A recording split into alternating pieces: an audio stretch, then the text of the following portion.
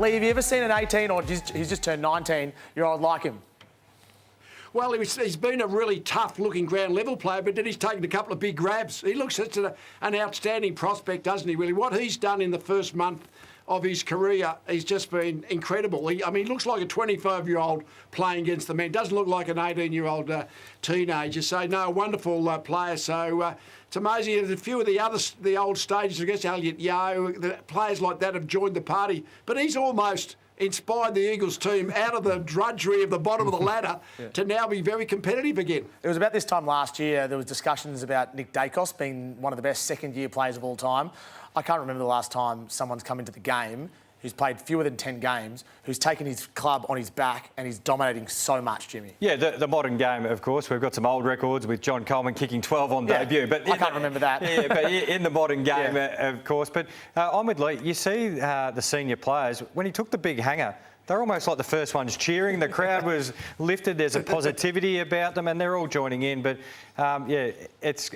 it makes you smile when you see a young bloke just burst through the stoppage. He's just running at guys who have played 6-7 years of AFL football and going, you do your best to tackle me. Yeah, he did it for Nat Fyfe yesterday. So, Leigh, many people might not know that first-round draftees sign automatic, compulsory 3-year deals now. So he's locked in until the end of 2026.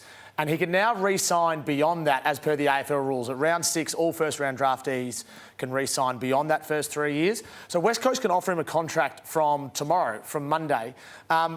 I don't see why they can't say to him, given that the salary cap's going to go up so much, here is $10 million for that 5 years, the 5-year extension, which will take him through to the age of 26. That to me is what he's worth to this football club, and then he's got a decision to make. Do you think that's even possible? What sort of deal would you be offering him if you're Don Pike? Well, I was talking about that there might be a $2 million player in this next 5 years when the salary cap goes up a little bit. I wasn't thinking of Harley Reid at the time. But when you talk about the circumstances of what he's done in his first month, if you could tie him up from his 20s to his 30s, I think you'd do it. And so if it costs that kind of money, then maybe you have to bite the bullet. And I say that because 5 years as an extension, Jimmy, would take him to free agency. So I think it's unlikely he'd sign beyond that. Yeah, I don't think his management will allow him to do that. And there's some other, Tassie coming in is a good lever to pull. It's another bit of leverage. But $2 million, I think it's a touch too far because you want to be selling to Harley Reid. We'll put a 1 in front of it. Yep. And it'll be maybe mid-1s or 1.2 and we'll incentivise it. So if there's Brownlows and Best and Fairest, you can get further.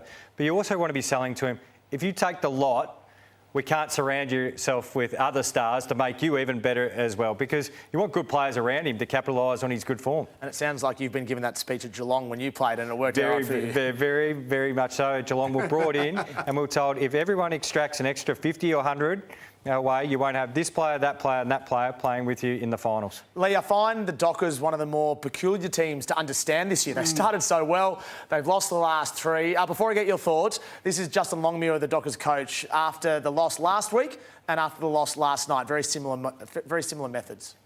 We need more bang for buck. Yeah, we need to be able to take the moments when they present in our front half. Clearly, we need to score more. We've been off with our connection since round 3. We just haven't been finding our forwards. We haven't been taking our opportunities in front of goal. And that bit us on the backside tonight. Leigh, they can't score and they're struggling for ball movement. They've identified it, but they can't fix it. Well, but they've been very good for most of the year, but that came out of the blue for me last night. I mean, the Eagles have been much better the last couple of weeks, but I thought Fremantle should be able to handle them at this stage of their evolution, but they had a really bad game. So, I mean, certainly last night was a shocker, but I think Fremantle are much better than that on average, and they'll be much more competitive than they were last night in the Derby. They're almost too well coached and too literal. What do you mean by that? So what I mean is sometimes when you coach a lot of young players and sides and they go out and they do the videos and they say, you have to be here and you have to do this. Players actually think that is every single moment and they actually forget creativity in the game. They're the bumper bars. So they're defending really well, but they're not getting the ball inside forward 50. And you watched the other night, even against West Coast early in the game.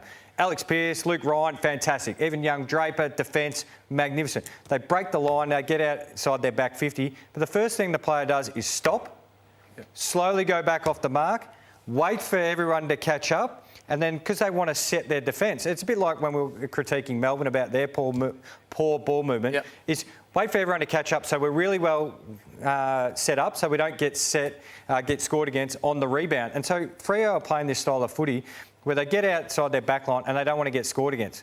So you go really slow, and your back's all lined up behind you, your mids get all lined up behind you. Too organised. It's almost too organised.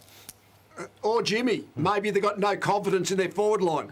Well, that's the other thing that happens. If you haven't got confidence and you think the ball's going to come bouncing back, you tend to play a little bit more conservatively. Like Tracy started to look a bit, pretty good the last few weeks, but overall, I think they've probably got a pretty average-looking forward group. Well, for me, if you've got a really average-looking forward group, I'd go quicker to get it in their half because they're not good enough to win it one-on-one. So give them some space to work in. Yep. They've got a lot of small forwards that can really move around inside forward 50. At least give them a look at it. You can't be 18th inside forward 50s for a side that has actually got some experience in it. It didn't help that Jai Miss was concussed 5 minutes in the last game as well. Which brings me to Logan McDonald, who's not a Freo player now, but he had a contract at the Sydney Swans. And the Dockers have 3 first-round draft picks to play with. And I just wonder how hard they're going to go at Logan McDonald, given he's from Perth, he's the sort of player they need, and they have the draft capital to get him, Jimmy. Yeah, but the Swans are going pretty well. And you've got to remember the whip hand is held by the team that they're already at. And if they're going well, players love to play in finals and they love to see success.